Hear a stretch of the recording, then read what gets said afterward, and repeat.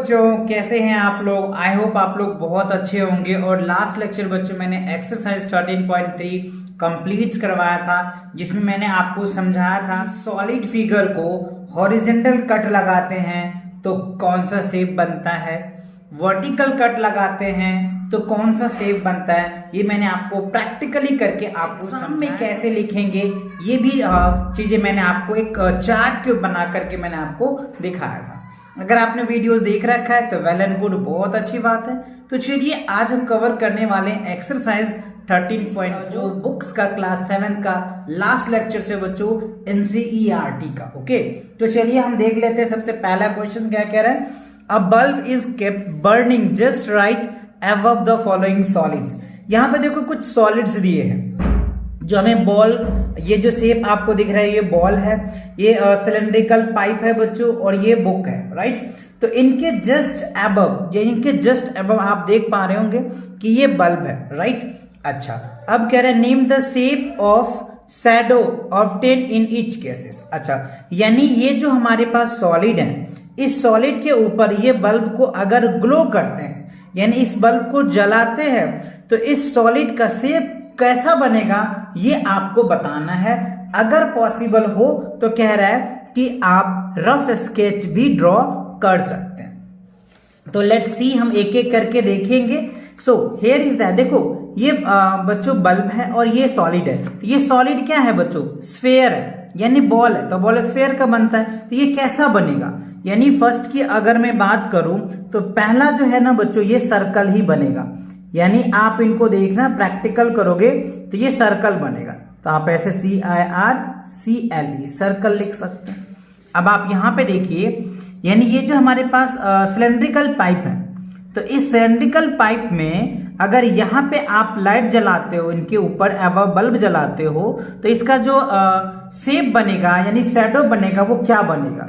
तो इसका जो शैडो होगा बच्चों रेक्टेंगल बनेगा। क्या बनेगा, रेक्टेंगल बनेगा। क्योंकि मैंने आपको जब मैं एक सिलेंडर पाइप को मैंने हॉरिजॉन्टली कट लगाया था, वर्टिकली कट लगाया था, तब भी मैंने आपको समझाया था। तो उस केसेस में भी हमने आपको दिखाया था। तो ये क्या बन जाएगा, रेक्टेंगल बन जाएगा। कैसा शेप होगा बच्चों, रेक्टेंगल होगा, ठीक है।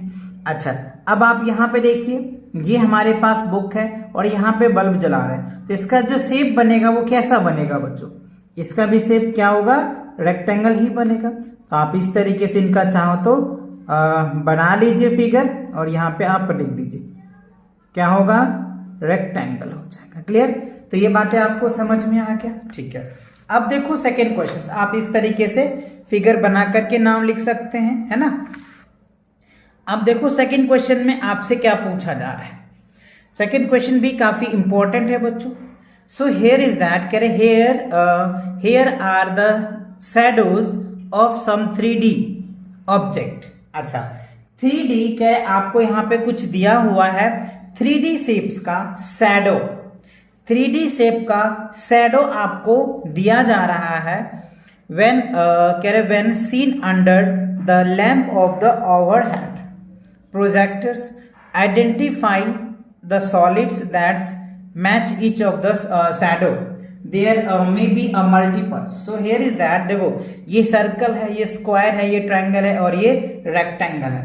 तो अब आप देखो कि इसके ओवरहेड में, यानी 3D शेप्स आपको पता है जिसमें लेंथ होता है, ब्रेथ होता है और हाइट होता है, उसको हम लोग 3D शेप बोलते हैं। और ये जो आप देख पा रहे हो ना बच्चों, ये जो सर्कल है ये आपको 2D शेप्स के हैं, ये स्क्वायर है 2D शेप्स के हैं, ये ट्रायंगल है 2D शेप्स के हैं, और ये रेक्टेंगल है जो आपको 2D शेप्स का दिख रहा है, ठीक है। तो अब इनके अकॉर्डिंग आपको देखना है, सर्कल के अकॉर्डिंग। देखो अगर मैं आपको सेकेंड क्वेश्चन का फर्स्ट पार्ट बताऊं, सर्कल है, तो देखो बच्चों सर्कल की अगर मैं 3D शेप्स की बात करूं तो क्या हो सकता है, इसका आंसर एक भी दे सकते हैं और अनेक भी लिख सकते हैं। तो सर्कल का सबसे पहला एग्जांपल आप क्या दे दोगे, बॉल, है ना। ये क्या हो गया, बॉल जो है बच्चों सर्कल के टाइप्स के हैं। उसके बाद आप बोल सकते हो CD डिस्क, है ना। CD डिस्क, जो CD पहले हुआ करते थे जिससे हम किसी चीज को स्टोर करके लिखे जाते थे, जिसको हम लोग कॉम्पैक्ट डिस्क भी बोलते हैं। तो ये हो सकता है बच्चों। उनके बाद और एग्जाम्पल देना है तो लेमन हो सकता है बच्चों, नींबू, ये भी तो गोल होते हैं ना, लेमन है ना, तो ये आप लेमन बोल सकते हैं। और भी कई सारे आंसर दे सकते हो इनका। किसका बच्चों? सर्कल का। ये सभी क्या होता है? 3D शेप में बनते हैं। क्या बनते हैं? 3D shape. अब दूसरा ये इसका, दूसरा में कह रहे हैं स्क्वायर। तो स्क्वायर का 3D शेप्स कोई बताइए बच्चों। तो सबसे पहले अगर मैं स्क्वायर का पहला बताऊं तो एक तो बच्चों डाई हो जाएगा, क्यूब हो जाएगा, है ना।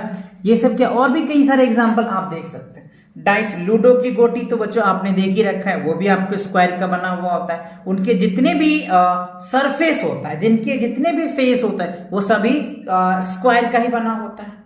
क्यूब जो है बच्चों वो भी स्क्वायर का फेस का ही बना हुआ होता है। ठीक है, चलिए थर्ड देखते हैं। थर्ड में क्या है? थर्ड है बच्चों ट्रायंगल्स। तो ट्रायंगल्स का क्या 3D शेप्स बनेंगे? ट्रायंगल का 3D शेप्स क्या होगा बच्चों? सबसे पहले ट्रायंगुलर बोल सकते हो आप, पैरामाइड्स बोल सकते हो, है ना।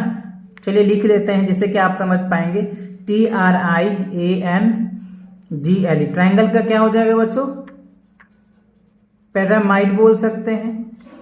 कोन भी होता है बच्चों, ट्रायंगुलर पार्ट्स भी हो सकता है। तो बहुत सारे होते हैं, आपको एक दो याद रखने हैं, राइट। चलिए नेक्स्ट देखते हैं क्या है अगला। फोर्थ में है बच्चों रेक्टेंगल, राइट।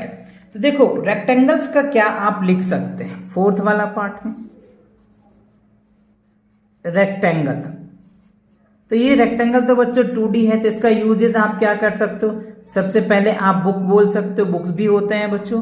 उसके बाद आप नोटबुक बोल सकते हो, नोट बुक बोल सकते हो।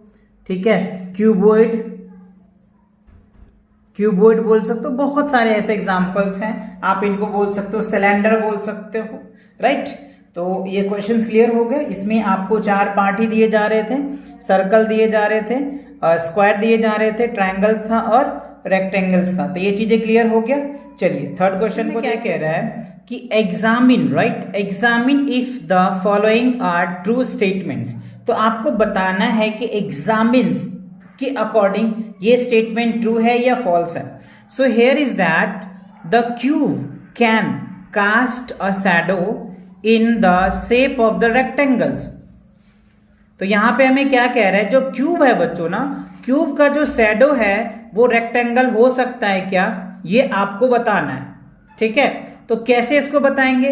देखो यहां पे कह रहा है कि कैन, तो शैडो तो बच्चों हम यहां पे डिपेंड करेगा, ये जो शैडो डिपेंड करता है ना वो एंगल पे डिपेंड करता है। यानी आप ट्यूब के ऊपर यानी लाइट को कैसे ग्लो करेंगे, जैसे कि अकॉर्डिंग शैडो आएगा। तो मे बी ये जो है ना बच्चों ट्रू भी होगा और फॉल्स भी हो सकता है। वो डिपेंड करेगा कि आप उस शैडो यानी क्यूब के, आपको क्यूब पे लाइट का जो एंगल्स है वो किस तरीके से रख रहे हैं, उन पे डिपेंड करेगा ये बातें। तो ये ट्रू भी हो सकता है और फॉल्स भी हो सकता है, depend upon that their positions of light. Light का आप किस तरीके से किस एंगल पे रखते हैं ना उनके अकॉर्डिंग है। तो ये बच्चों आपको जिस हिसाब से आपके क्लास टीचर समझाएंगे उस तरीके से इसका आंसर दिया जा सकता है। आप ये मत समझना कि कभी कोई अगर हमने ट्रू कह दिया तो ट्रू ही हो सकता है, फॉल्स भी हो सकता है। वो एंगल के अकॉर्डिंग डिपेंड करेगा, बिकॉज इसमें एंगल वो कह नहीं रहा है, इसीलिए दोनों में से दोनों आंसर मुझे देनी पड़ रहा है। सेम बच्चों सेकंड में देखिए, cube can cast shadow of the hexagons, तो ये भी हो सकता है, वो एंगल पे ही डिपेंड करेगा, है ना। तो ये भी आप ट्रू या फॉल्स दोनों बोल सकते हैं, है ना। अगर एंगल फिक्स है तो आप उसके अकॉर्डिंग ट्रू या फॉल्स कह सकते हैं। क्लियर? तो ये बच्चों इस एक्सरसाइज में 3 ही क्वेश्चंस थे। तो आई होप ये तीनों क्वेश्चन आपको अच्छे से समझ में आ गया होगा। तो मिलते हैं नेक्स्ट वीडियो के साथ बहुत जल्दी। वीडियो पसंद आता है तो वीडियो को लाइक किया कीजिए, चैनल पे नए हैं तो चैनल को सब्सक्राइब किया कीजिए। Take cares and bye bye.